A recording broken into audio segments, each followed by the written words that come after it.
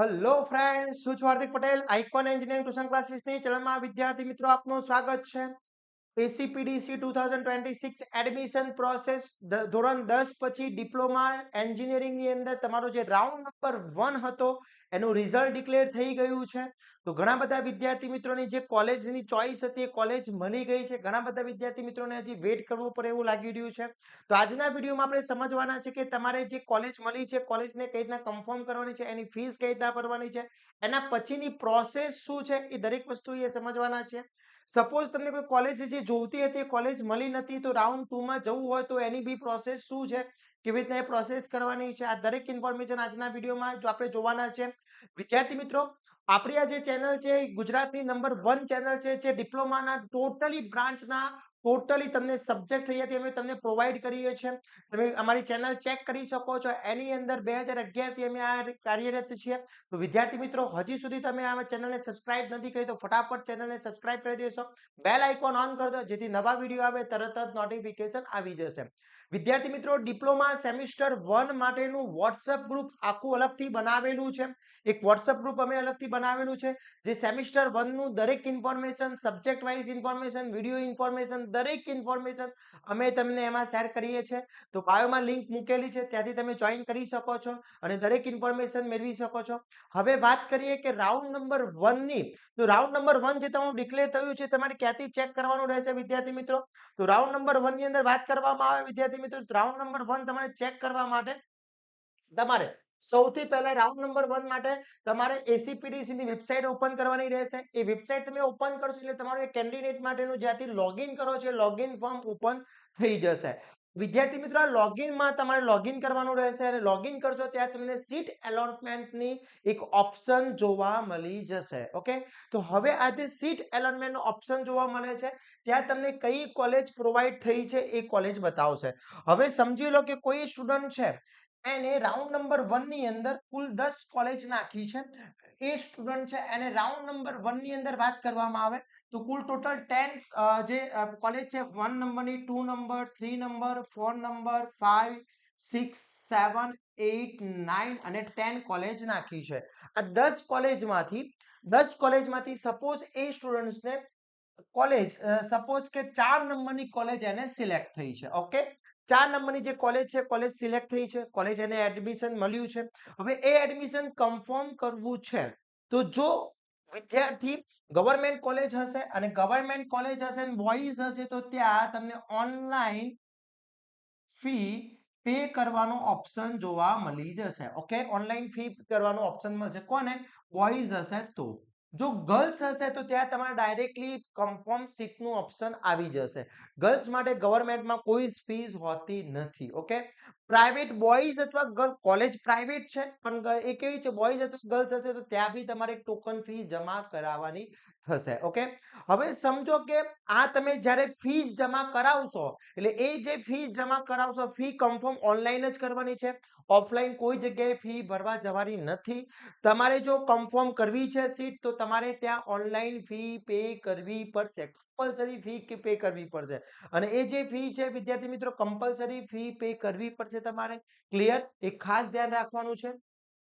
Fee તમારી જે છે જુઓ, અહીં જોઈ શકો છો કે જે એલોટમેન્ટ 13 તારીખે થયું છે એની ઓનલાઈન ફી 13 તારીખથી 17 તારીખની વચ્ચે તમારે એની ફી ટ્યુશન ફી છે એ તમારે પે કરવાની છે. એટલે કે જે કોલેજની ફી છે તમારે શું કરવાનું છે, અહીંયા પે કરવાની છે. કઈ તારીખ? 13 તારીખથી 17 તારીખની વચ્ચે. ઓકે, પછી એના પછી 20 તારીખે રાઉન્ડ 1 માં બાકી બચેલી જે સીટ છે એ ડિસ્પ્લે થશે અને એના પછી ઓનલાઈન રજીસ્ટ્રેશન એક્ઝામ રિઝલ્ટ કેન્ડિડેટનું આવશે અને એના પછી રિવાઇઝ મેરિટ થશે અને રાઉન્ડ 2 રીસફલિંગ સ્ટાર્ટ થશે. ઓકે, હવે સમજી લો કે ઘણા બધા વિદ્યાર્થી મિત્રોને ક્વેરી એ છે કે સર મારે જે કોલેજ જોઈએ છે એ કોલેજ મને મળી નથી.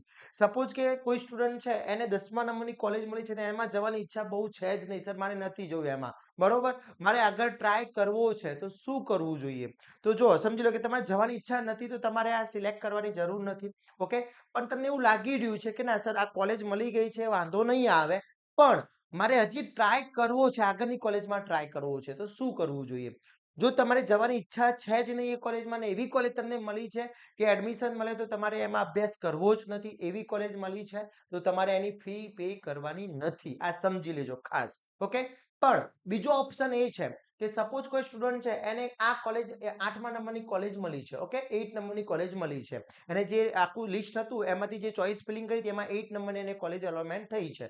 હવે એની ઈચ્છા છે કે સર જો આગળનામાંથી મળી જાય તો સારું, નહીં તો 8મા નંબરની 8 નંબરની જે કોલેજ છે ચાલી જશે, વાંધો નહીં આવે. ઓકે, જે બ્રાન્ચ મળી છે, જે કોલેજ મળી છે, વાંધો નહીં આવે. ઓકે, તો એના માટે શું કરવું જોઈએ? ફી ભરવી જોઈએ કે ના ભરવી જોઈએ? તો જો વિદ્યાર્થી મિત્રો તમને 8 નંબરની કોલેજ મળી છે અને તમને એ કોલેજમાં અભ્યાસ કરવાની ઈચ્છા છે, તમને એ બ્રાન્ચમાં અભ્યાસ કરવાની ઈચ્છા છે, તો તમે એ 8 નંબરની ફીસ તમે ભરી શકો છો. આ 8 નંબરની ફીસ ભરી દેવાની રહેશે. ઓકે, ભર્યા પછી જ્યારે રાઉન્ડ 2 આવે છે ત્યારે તમારે એમાં પાર્ટિસિપેટ થવા અને બાકીની ઉપરની જે 7 કોલેજો છે આ 7 કોલેજમાં તમારે શું કરવાનું રહેશે? એ 7 જ કોલેજ તમારે નાખવાની રહેશે.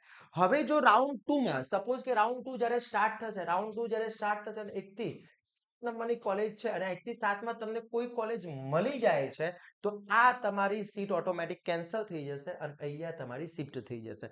અને સપોઝ કે આ 1 થી 7 માં તમને એડમિશન મળતું નથી તો તમારી આ જે સીટ છે કન્ફર્મ સીટ ગણાશે. ક્લિયર? આટલો ફંડા છે, ઈઝી ફંડા છે. ક્લિયર વિદ્યાર્થી મિત્રો? તો મોસ્ટલી બધાને કોલેજ મળી ગઈ હશે. ચલો, તમને તમારી કઈ કોલેજ મળી છે તમારે મને કોમેન્ટ કરવાની છે. તમારી કઈ કોલેજ મળી છે, કઈ બ્રાન્ચ મળી છે એ વિદ્યાર્થી મિત્રો મને કોમેન્ટ કરવાનું છે.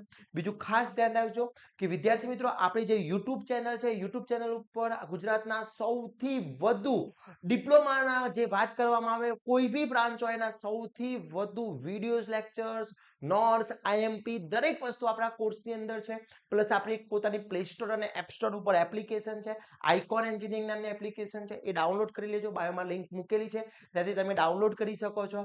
અને બીજી ખાસ ઇમ્પોર્ટન્ટ ઇન્ફોર્મેશન વિદ્યાર્થી મિત્રો કે તમારી સેમિસ્ટર 1 તમારું જે સ્ટાર્ટ થવાનું છે, સેમિસ્ટર 1 દરેક કોલેજની અંદર જીટીયુમાં સેમિસ્ટર 1 જે સ્ટાર્ટ થવાનું છે એ 24 તારીખથી વિદ્યાર્થી મિત્રો તમારું સેમિસ્ટર 1 સ્ટાર્ટ થઈ જશે. ઓકે, તો જે લોકોને રાઉન્ડ 1 માં નંબર લાગી જાય છે એ લોકોનું 24 તારીખથી તમારું સેમિસ્ટર જીટીયુમાં કોલેજ સ્ટાર્ટ થઈ જવાની છે. એટલે હવે પ્રિપેરેશન કરવાનું સ્ટાર્ટ કરી દેજો વિદ્યાર્થી મિત્રો.